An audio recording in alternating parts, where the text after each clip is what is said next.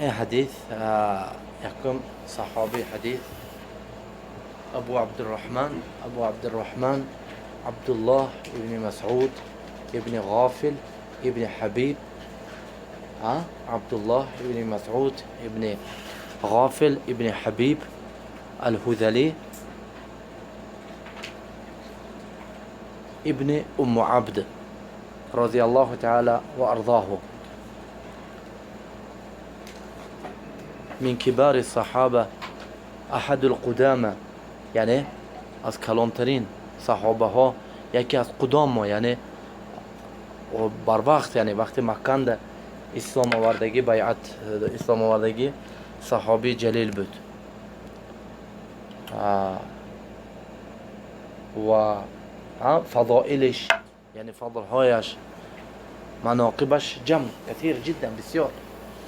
هم چی میگن يعني صاحب النعلين لقبش صاحب النعلين يعني صاحبه لأنه كان يلبسهما رسول الله صلى الله عليه وسلم صاحب النعلين يعني صاحب پایافزار يعني دو هم پایافزار رسول صلى الله عليه وسلم همین میپوشوند رسول صلى الله عليه وسلم پاش به خدمت میکرد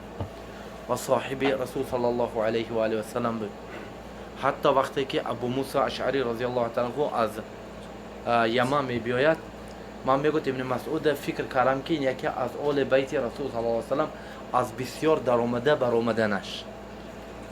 درآمده برآمدنش چی میگفت یعنی از یکی از میگفتم یعنی از آل بیت نبی صلی الله علیه و آله و سلم میگفتم یعنی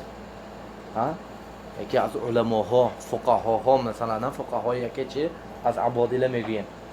عبادله 4 نفر یکی از این عبادله یعنی فقها فقیه و عالم های صحابه ها یکیشون که عبدالله ابن مسعود رضی الله تعالی عنه هم با رسول صلی الله علیه و سلم میگفت که من اراد ان یقرأ القرآن رطبا كما انزل فليقرأ بقراءة ابن ام عبد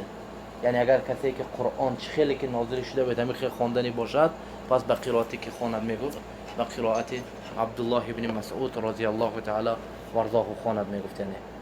قرائت ابن مسعود رضی الله تعالی عنه قرائت یعنی این چی به در میکرد علمش به فقهش به هم به حتی ابن مسعود ابو موسی میگفت که ما دام هذا الحبر فيكم لا تسالوني مادامی که میگفت و هر دو اینا کوفنده بود که مادامی که میگفت این عالم نزد شما ها به امان چیز نپرسید